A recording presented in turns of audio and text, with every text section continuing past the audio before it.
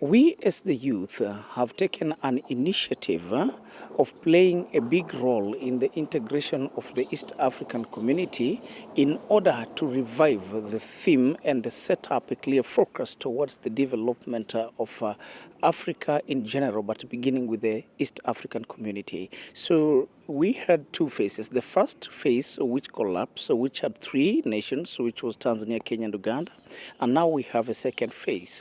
We are trying to create an environment whereby the people themselves have got power and they play an instrumental role towards its development in order not to have a reoccurrence of downfall and accumulation of ignorances, which were the so stated, rather, if I should call them, causatives of its downfall in the first regime. Now, our theme as East African Festival, and I being part of it, is that we as the youth in the East African Festival, as Pan-Africanists, we call upon the youth, and our intention is to involve the youth in this generation, not only in East Africa, for this is just the beginning, but rather we are to reach the world at large and operate the global point of it. How? In the Trinitarian aspect of the socio-economic and the political outlook.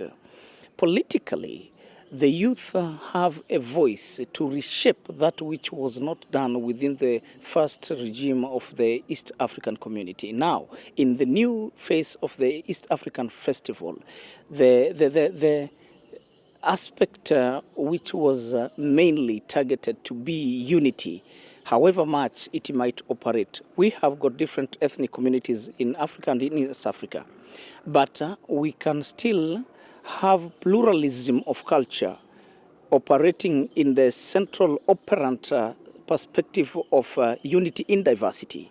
That is what we want. I don't want to look at you as a Kikuyu. I don't want to look at Otieno. I don't want to look at someone as a Bahaya or a Rwandese. I want us to look at one another as people of one ancestry and one lineage as black people existing in the new phase. After this being made on the fundamentalism of unity, then the political language can be one. And why are we here focused mainly in Butiama? We, the East African Festival organizers, we as the youth have embraced, respected, and here to honor the contribution of the founding father of Tanzania, Mwalimu Julius Nyerere, because he played a big role in the first initiative of implementing the first phase of the East African community with two policies which later on were developed to become philosophies. One was education for self-reliance. In most African communities, the youth are becoming jobless, and this is creating a gap and creating a social class in terms of income. But there is the image of equality, which was laid by Mwalimu Julius Nyerere. In relation to socialism, it is all about equality. But this equality should not be an entirely equality without competition. Now we are to make it better that we have equality, but there should be competence within this formality of equality. Whilst in the last regime, it was equality that a person would bring.